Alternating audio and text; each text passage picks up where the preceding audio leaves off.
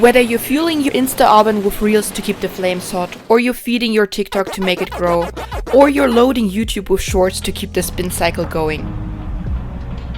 As an artist, it's an absolute necessity to learn how to create short-form content. Since the algorithm clearly seems to prefer them, I have identified 5 different kinds of short-form content for artists, and I will present them to you today.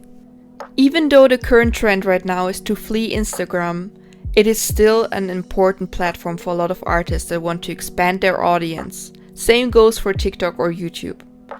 For an artist, primarily the goal is to draw or create pieces and post them on those platforms. But depending on which platform you use, some of them have never been made just for image posts. For example, TikTok or YouTube, there are video first. So in order for you to grow there, you have to create different kinds of content. And the thing that has been the biggest boost for a lot of artists has been short form videos. So, as I said, there's 5 different types that I clearly see an artist can tap into when making short form content. But they also fall under 4 different kinds of categories, or actually 3, you will see. To begin with, we'll start with the obvious one. Since it's a video, you might want to do an animation as an artist. A real animation requires a lot of work in my opinion, and of course you already need some kind of base skill to do them, but it's very rewarding to learn how to animate, and it's also very fun. It might not be something that you're used to, but there are a lot of different tools and programs and of course tutorials that could help you to learn animation. And the tools range from simple ones like Procreate Animation Assist, Flipperclip, to very complex ones like Adobe After Effects. In general, animations are very time consuming. The second type would be an animatic. Animatics are very simple forms of animations. They're basically single images that look like a storyboard, and they often serve as a base for a final animation. They're something like a rough draft, I would say. They're very much easier to make, but they're still very engaging for the audience to look at, so it's worth to take a look at the examples of what an animatic could look like. And of course we have a lot of artists on YouTube that make animatics based on different plays, different musicals, or their favorite series. Now the third type of content has actually more to do with the process as an artist. Those are the time lapses that you can show off the creation of your works. Most digital drawing softwares have a built-in feature that records the process, but you can also record your screen, for example, or if you're doing traditional art, you could use your phone with an overhead fixture and record your traditional art process the same way. Time lapses are a bit more easy in my opinion because they're something of a byproduct of your usual art process, but depending on how you record them, they can be also a small distraction from your art process. The fourth type are behind the scenes, where you show how you create your art. They could be similar to a time lapse, but they're more focused on your actual surroundings of you as an artist, maybe also your workspace, maybe even yourself as you are drawing. You could also see the behind the scenes footage as some kind of B-roll that you can use for other long form videos as well. The final type, the fifth one, is the actual artists themselves. So your face as an artist. You are being the focal point of the videos, either by talking or lip syncing or doing something like that. So those are the 5 types that I see artists are being able to do for short form content. And even though, in my opinion, it's a way bigger range of possible content than some regular content creators have at their disposal, simply because we have that one advantage that we're able to draw and animate and also record our creative process, it also comes with a big drawback for artists. Most of those short form videos will take a longer time to create than regular content creators. Now, why is that? Have you seen those crazy content batch videos on YouTube where they say how they film 26 reels in a day or some similar crazy amount? Well, that's hardly possible for an artist to do. And why is that? Well, Except if you're maybe focusing on the 4th or 5th type of video, filming behind the scenes or yourselves, everything else will take a while to create.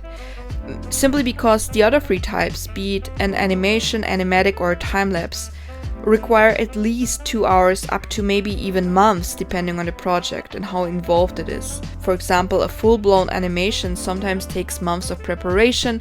You're doing not only the drawing, the backgrounds, the sound effects, you're doing it all from scratch, but also even just a simple time-lapse will take a lot of work because you actually have to draw that piece that you're creating a time-lapse of.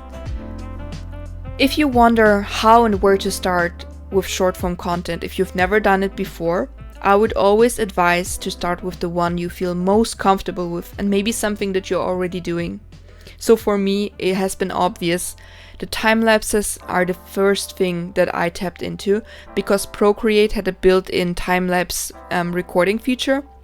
So I used to just export that and then overlay a trending song or sound or something that I thought was fitting and use that as my first type of short form content.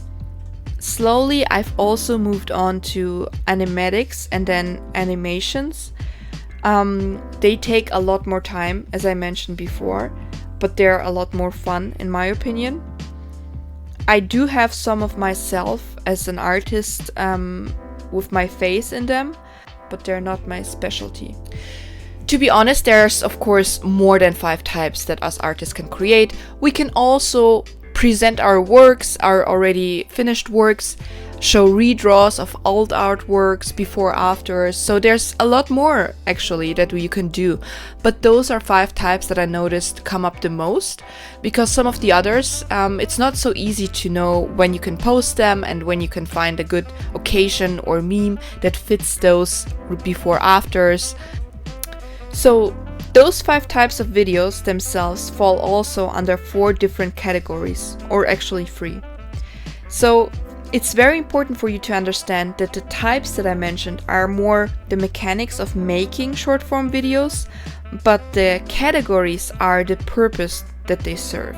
An animation could, for example, be a tutorial or something where you show tips and tricks. Of course, it's already very involved for you to make an animation specifically for that. But also an animation could be something where you hop on a trend. You're using a trending sound, you're using something that is very popular right now, maybe a joke, a fun meme that you're trying to recreate. And the third category for that would be a passion project, something that you've worked a long time on, that is your personal goal, your personal project. And as you can see, those categories can be used for animatics the same way. So an animatic could be used for a tutorial, it could be used for a trend, or it could be a passion project, something that you're working on for a while. The behind the scenes footage and the footage of yourselves also fall under the exact same 3 different categories. But the one that I would exclude here is the time lapses, because time lapses, in my opinion, are pretty much self-serving. So they fulfill their own purpose of showing the process of your art creation.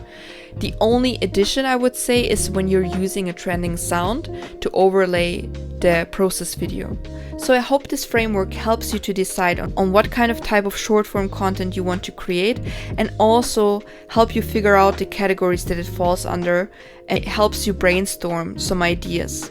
But also to help you out with that, in the next video I'm going to walk you through the process of 3 of my created reels from start to finish. So from the actual creation of the idea, how I stumbled upon the idea, and to the final result, as well as the presentation of the numbers and impressions it did on different platforms. And so I hope that you guys subscribe. The animations in the beginning always take me a long time, so that's why I can only do 1 video a week. And yeah, if you want to see more about the digital artist life, how to make it on social media as a digital artist, please subscribe and like this video.